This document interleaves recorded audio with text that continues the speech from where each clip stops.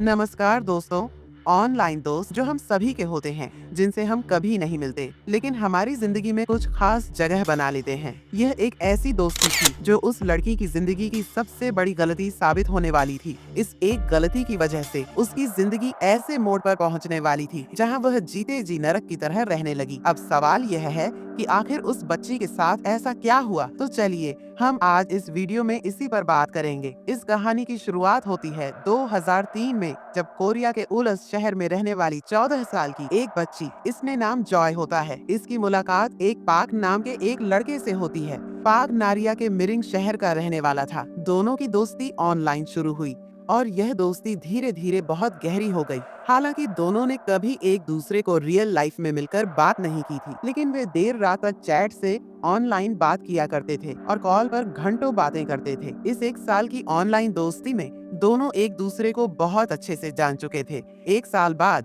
11 जनवरी 2004 में पाक उस जॉय नाम की लड़की से कहता है कि वह उसे रियल लाइफ में मिलने के लिए बुलाता है। इस पर जॉय अपने घर को छोड़कर उत्साह से मिरिंग शहर तक पहुंच जाती है। जब वह पाक के घर के बाहर आकर दरवाजे पर दस्तक देती है तो पाक दरवाजा खोलता है, लेकिन उस समय पाक के हाथ में एक मेटल रॉड था और उसने उस रॉड से जॉय के सिर पर जोर से मारा। फिर लड़की, जिसका नाम जॉय था, वह बेहोश हो जाती है और पाक उसे खींचते हुए एक कमरे में ले जाते हैं, जहां पाक के साथ उसके 11 दोस्त भी थे। इन सभी ने मिलकर जॉय के साथ एक एक करके बुरा सलूक किया। इसके बाद उन लोगों ने यह सब रिकॉर्ड किया ताकि भविष्य में जॉय को ब्लैकमेल करने के लिए इसका इस्तेमाल किया जा सके। इस तरह जॉय को बार बार तंग किया गया। बहुत बुरा हाल हो गया था उसका। फिर वे लोग उसे उस कमरे से बाहर कर देते हैं। अब इस लड़की जॉय को कुछ समझ नहीं आ रहा था, क्योंकि वह केवल 14 साल की बच्ची थी। उसे नहीं पता था कि उसके साथ क्या हुआ था और आगे क्या होने वाला था। घर वापस जाते वक्त किसी से कुछ नहीं कह पाती। उसके घर की हालत भी ठीक नहीं थी, क्योंकि उसके डैड बहुत शराब पीते थे, जिससे उसकी माँ और डैड के बीच अक्सर लड़ाई होती थी। एक दिन जॉय की माँ तंग आकर घर छोड़कर चली गई और जॉय अपने डैड के पास रह गई। उसके डैड हर दिन शराब पीकर आते और जॉय के साथ बुरा व्यवहार करते थे। इस वजह से जॉय को किसी पर भी विश्वास नहीं रहा, जो अब अंदर से बहुत टूटी हुई थी और मानसिक तौर पर भी काफी परेशान थी। ये लोग उस वीडियो का इस्तेमाल करके उसे रोज ब्लैकमेल करते थे, पैसे निकालते थे और उससे ऐसी चीजें करने के लिए मजबूर करते थे, जैसे पब्लिक वॉशरूम में गंदगी फैलाना और बाकी सारी गंदी हरकतें। आप लोग समझ सकते हो कि ये सब एक छोटी सी बच्ची के साथ हो रहा था और इन लोग हर दिन उसे बुलाते थे ताकि वो उस पर गलत नजरिया डाल सके। वो लोग पब्लिक वॉशरूम, स्कूल की बसों और प्लेग्राउंड में भी उसे परेशान करते थे और इन सब हरकतों को ये लोग रिकॉर्ड करते थे, जिसके बाद जॉय भी इनकी गलत बातों में शामिल होने लगी थी। धीरे धीरे जॉय के साथ बहुत बुरा होने लगा था।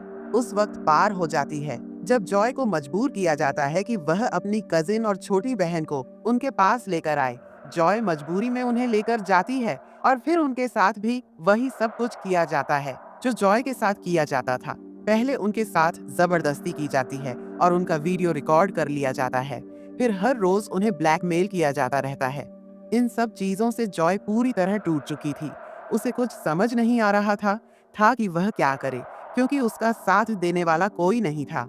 आखिरकार उसने कुछ खाकर अपनी लाइफ को पूरी तरह से खत्म करने की कोशिश की, लेकिन किस्मत से किसी ने उसे देख लिया और फौरन हॉस्पिटल पहुंचाया।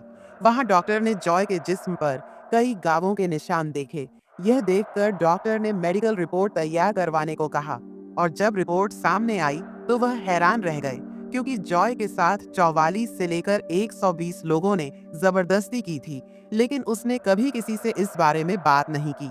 जब उसकी डैड को ये सब पता चला तो उन्होंने नवंबर 2004 को पुलिस में शिकायत दर्ज करवाई। उसी वक्त आनंद को मालूम हुआ कि अकेली नहीं थी। उसी गैंग के लोगों ने 5 और लड़कियों के साथ भी यही घिनौना काम किया था। यह सब जानकर जॉय और भी टूट गई। पुलिस ने शिकायत दर्ज कर ली, लेकिन जब इन्वेस्टिगेशन शुरू हुई तो उन्होंने जॉय के साथ बहुत ही बुरा बर्ताव किया। पुलिस वालों ने सीधे सीधे उससे सवाल किया, क्या तुमने खुद उन्हें बहकाया था? ऐसा किया होगा, तभी तो उन्होंने तुम्हारे साथ ऐसा किया। फिर उसे यह तक कह दिया गया कि तुम जैसे लोग हमारे शहर के नाम पर धब्बा हो जाए। पहले से ही डरी हुई थी, लेकिन पुलिस का ऐसा रवैया देखकर वह घबरा गई।